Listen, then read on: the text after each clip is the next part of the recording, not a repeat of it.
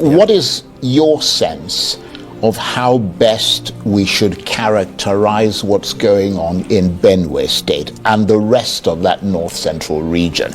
Are there still, should we still be calling them farmer-herder clashes, or should we now call it what it is, which is pure terrorism? Because the barbarity with which these crimes are carried out, the fury, it looks like something by Boko Haram or ISWAP. So let me tell you, I think it's a lot. It's just a portfolio of all of them playing out together. And, criminals have a tendency to want to work together. So you can't rule that out. But if you don't call it terrorism, I don't mean to interrupt you, then you're not going to get the kind of resources you need to really tackle it. If you keep calling it farmer-herder clashes, it looks like it's kind of community skirmishes. When this appears to be a much bigger thing. There's a lot. We have the herders in it, we have the kidnappers in it, we have the criminals in it, we have the terrorists, everybody is playing a part in it. And you're mobilizing for all that. All that together, because we have to deal with them all at the same time. And the way it is that we have different challenges in different regions. And this is peculiar. Like I said, historically, it's gone back, way back. And it started in the past. If a cow enters a farm and damages a farm, the cow is arrested or caught, compensation is paid, or if they kill an animal suddenly, it's compensated. So over time, that stopped. What stopped it? That's the problem. So we started losing faith with those ones. Instead of these settlements, people started taking laws into their hands. If the cow gets into the farmer gets angry, deals with the cow. If he deals with the cow, the owner of the cow also gets angry and attacks the So there is revenge. So there is revenge. So these are the issues on ground. Right. And so which means, from my own assessment, three things matter. The people in Benue State believe that there's land grabbing going on. They have that perception. And because over time this has happened. Now most of our troops, when we send them on patrol, some of the areas are empty. Nobody is there, but there is no foreigner there. But the idea is that if you go in there, you might be attacked. One thing. Secondly, the issue of the animals. The animals stray into farms. Now, because if you know Benue, it is lush and it's very attractive to animals. If an animal gets into a farm, there's always a problem. It creates problems. Now, if you arrest the animal or you kill the animal, it becomes another issue. Right. So if we stop the animals from moving, there won't be issue. If we stop killing the animals, there won't be issue. So for me, these two things are basic. The issue of land grabbing is political.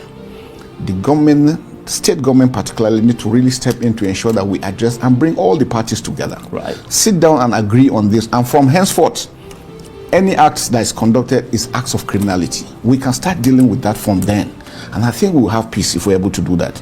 Well, one of the things that the president suggested while he was there was the issue of ranching. Yeah. Is that something that you would support? I will go with that. I will go with ranching. And I tell you, the Defense Headquarters has just established its Defense Ranch because we want to show example as part of our non-kinetic effort. Sometimes we show examples. So we do a model of a ranch. I had the opportunity of being the first executive director for Nigerian Army Farms when I established, and we established a ranch. It's in Abuja. Once you ranch, animals are properly fed, properly taken care of, you get more value. You don't need to take them around. So that is critical.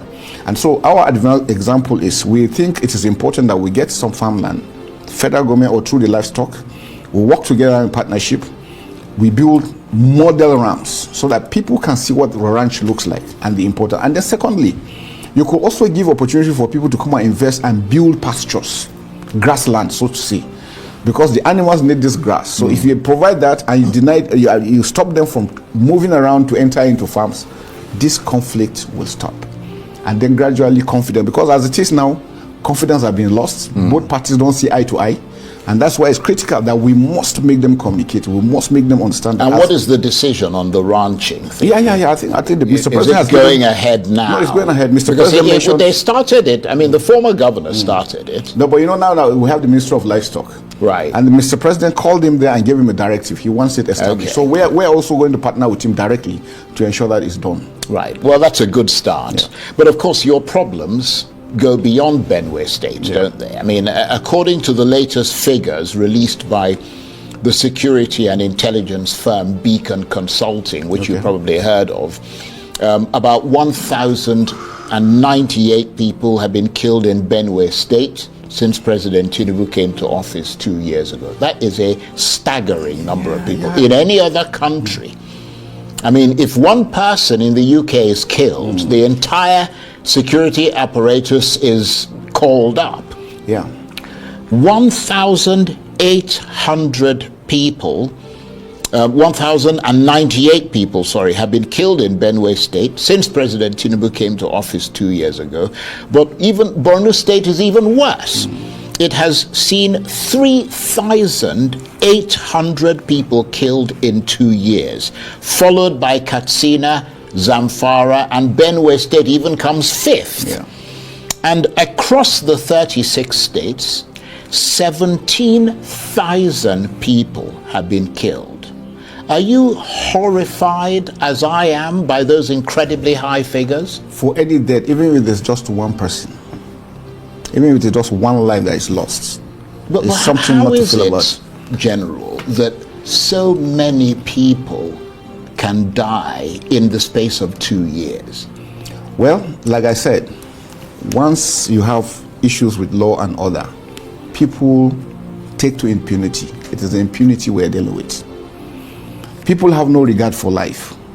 Maybe in the past, during the past regimes, efforts were being made to make sure that we talk. But over time, I think we lost that. And so, you know, one basic thing, the family values have gone. We all can attest to that. And you can see that people now have no value for life. If there's an accident and something happens, instead of individuals to actually deal with the person, the patient, you see them removing phones, and people have no value for life. So killing now makes it look as if it's just a common thing now. So those are these. And then because the Sahel, you know, I always mention that because the Sahel is open, we have a bunch of lunatics, so to say, that have no regard for anybody. And these are the guys that have come and have inculcated these individuals that are doing this killing. So to them, if you are not with them, you are better dead. And the problem for you that I see, because I mean a lot of people see quite a lot of sincerity on your part. I mean, the problem for you is that you're the army, you're not the police. And that's all other issues that need to come in. Like I said, for a country to really thrive very well, we have countries that don't even have the military, and yet they're thriving. But you cannot have a country without the police, because they prevent and detect crime. So efforts are being made now to see how we can reposition police. I was at the IGP and we had this discussion, even with Mr. President and the NSC. There's a need to look at how we increase the size of the police, but training. Why the military is still standing strong is our level of training is consistent. We are not many, but yet we train consistent. I told you, I was at the NDA, I joined the NDA in 1986. I have been writing exams until I became a Major General. For every position I got to, I wrote an exam for it. So you are trained and you are prepared for the future. And that's very, very critical. So refresh your courses. You go different courses. You go, even our junior officers and our soldiers, before you get promoted, you must have done certain number of courses. So this keeps you abreast. And that's what I think we should also transfer to the police, so that we have very, very determined professional people that will actually do this. I think that makes a lot of sense. It makes a lot, yes, definitely. And the word professionalism is key, isn't it? It's critical. And there was a call, I mean, we saw you on television just a minute ago, the clip we used there, a call by you for Nigeria's borders to be completely fenced. Yes, I reason because, you know, having gone through my analysis and looking at the Sahel, the main attraction to all these terrorists and bandits is Nigeria, because this perception that Nigeria is a rich country. And that that there's no law to prevent them from getting in. And the borders are porous. So now the easiest way is, and that's why it's important, if you follow the news and see the kind of killings going on in Niger, Chad, and in Niger, Burkina Faso and Mali, so much. If this continues like this in the next 1 year, there will be issues. And you know, of recent, there were attacks from Burkina Faso in Benin Republic. It's just 50 kilometers to Nigeria. That is another area. So for me, I think, and like I mentioned, all around us, we have Francophone countries.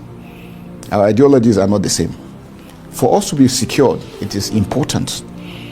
Let us fence our borders. Some people say, look, it's expensive. But I say, what is money if you are dead? Indeed. It's of no use. So countries that have sat down and have analyzed and seen that, look, strategically is important, because once you fence that area, you use technology now. You have cameras, you have drones that will go. It reduces the manpower you need to engage in that area, and they could be used elsewhere. So that's important. And besides that, now for Pakistan, they use wire mesh, double wire mesh for all that distance. So if the distance is 1,000, they use double, which means 2,000. And then use concertina wire at the middle, so that even if you penetrate here, before you get through here, you are seen and action is taken. That has given them respite. That's what we are looking at. We have Ajaokuta steel mill, we have rolling mills in Nigeria. We could engage them. We don't need to go anywhere. We just tax them from here. They can produce what we need, and then we deploy. Now you see the level of employment opportunities we're going to bring in building those aspects. And the most critical one for us now, even if we were to start, let's start with Nigeria and Niger. Is that the most dangerous? That's the most dangerous, because the Lakurawas, that's where they're coming in. Yes. The Boko Haram that are coming in from the Sahel are coming. The ISWAP guys are coming in all through those areas. So that's why it's critical. If we start from there, and we can start state-wise. At the same time, each state will start on its own, and before you know it, we're there. Yes, and that's a good point. It doesn't have to be just the federal government. No, it doesn't have federal. It could start at every level. But the important thing is, look, we have a threat that we have to really, really look at. It is very critical and it's very important. Well, I mean, you are at the very highest level of the military. Yeah. I mean, have you made the suggestion to the president? Yes, I mean, you pick up the phone and you call him, do you? I don't call the president. I meet this.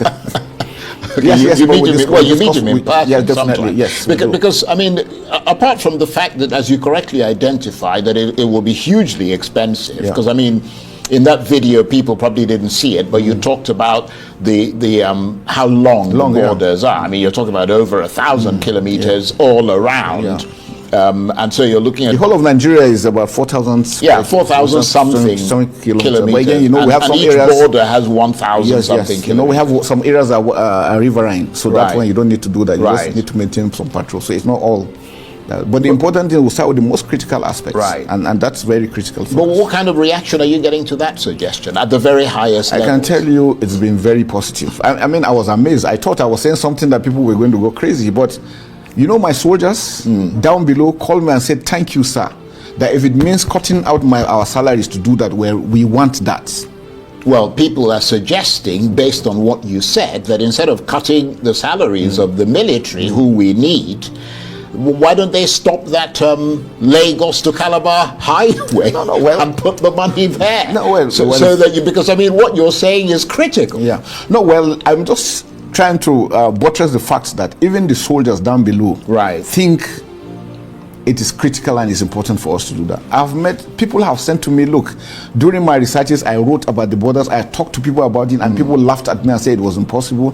I have people sending me their projects on when they have discussed on this issue. So it's been ongoing. It's just that a lot of people didn't have the opportunity to actually say it. So bringing it out, I think, created a lot of avenue and a lot of discourse on it, and which I think is right. We look at the issues and see. If we think doing the concrete wall is well, we look at wire mesh, but we must protect our borders. And the idea of putting manpower all through is not possible. Right. Definitely we can hold that. Well, we're fast running out of time, and I know you're busy, so we appreciate your being here. But let me ask you a fairly political question, if you don't mind. I mean, politics. Do you think the kind of insecurity that we're seeing in that middle belt zone and in Borno State in the northeast, for example, calls for a state of emergency, perhaps much more justifiably so than River State? That's politics. I really don't want to go into that. But all I know for real is that what we are facing are man-made problems. If man is ready to solve them, there wouldn't be problems. So it is for us to really look at these things sincerely, sit down and address them. Talking together to each other, we will find solution to what's going on. And it's not difficult. Yeah, and as you're looking at people, I mean, groups like Boko Haram and ISWAP, which seem to be resurgent, whereas in the recent past, one of the things we're told is that the groups were fighting each other and killing themselves. We're told now that infighting has stopped, and this is why they're able to forward face the Nigerian military and the public. The infighting is that a fact? No, the infighting is still going on, and the Nigerian military, in fact, in all these countries, there's only the Nigerian military that has been taking them down. So far, within the Boko Haram commanders and Delis, we have killed over almost 80. of the commanders. But you know, the problem is the borders are empty. People are infiltrating. There is a lot of poverty right from the Sahelian region. The whole of Sahel, from Sudan, Central African Republic, cutting down up to even Mali and all this, Mali and Libya, is open. Free trade of weapons, no leadership. So that's why it's easier for these things to infiltrate down into Nigeria. Right. And that's why, even with the killings, as you are killing, more still want to come in. And then there is poverty, there is illiteracy. But there also appears to be improvements in the use of technology by the insurgents. Also, definitely. And that's why we're talking about the foreign fighters. We had information about some other ones coming to give, because some of them also go for foreign training abroad, and then they want to use technology, drones particularly. Right. We have had reasons to see them use drones. But again, after the initial, about 5 weeks ago, that we had those setbacks, we have re-strategized our operations, and now they're on the run. We have taken down so many as we speak. Just yesterday, we were able to do the same thing in Baga. We're doing all over areas, especially in the northwest. Again, because we have now synergized again and enhanced our jointness in operation. And one thing I'm always happy about again is that Nigerians are warming up to us. In the past, people were a bit skeptical, thinking that, look, if I give information, maybe what will happen to me? Or if I give information, nothing is done. But now they have seen that no, information comes in, action is taken as quickly as possible. And I think that has always endured their man. And we really appreciate Nigerians for doing that. I want to appeal that we should not get tired. Like we said, it's a whole of society approach. We need everybody to be on board. We must learn to love ourselves as Nigerians, because that's where the issue starts from. We must learn to love our country, because I had a media chat and I was telling the media men, the idea of that, it seems somehow that when a soldier is killed, we celebrate it. When we kill a terrorist or a bandit, nothing is being said. So the soldier that is doing this is asking questions. Then what am I doing here? I'm sacrificing my family, sacrificing everything. I showed a small clip, I think we'll show it later, on what troops go through. One of the soldiers that was there couldn't talk because the bullet pierced through and through. He doesn't have his vocal cord anymore. And so those are the issues we're talking about. Nigerians must love that. Even with this, what's going on, we must love ourselves, we must love our country, we must support our government, and then we must support our armed forces. Encouragement is very critical. It makes them want to do more. Indeed. But when you discourage them, you demoralize them. And when you demoralize your troop, there's nobody. And one thing I always want to remind people, these are the guys standing guard for people to sleep. We're here in Abuja, feeling cool. These guys are there, they are fighting day in, day out. If they pull out, what will happen? Abuja will not be safe. So we should always remember that there are people that are sacrificing so much for the comfort we're enjoying. And all we can do is pray for them, support them, and encourage them.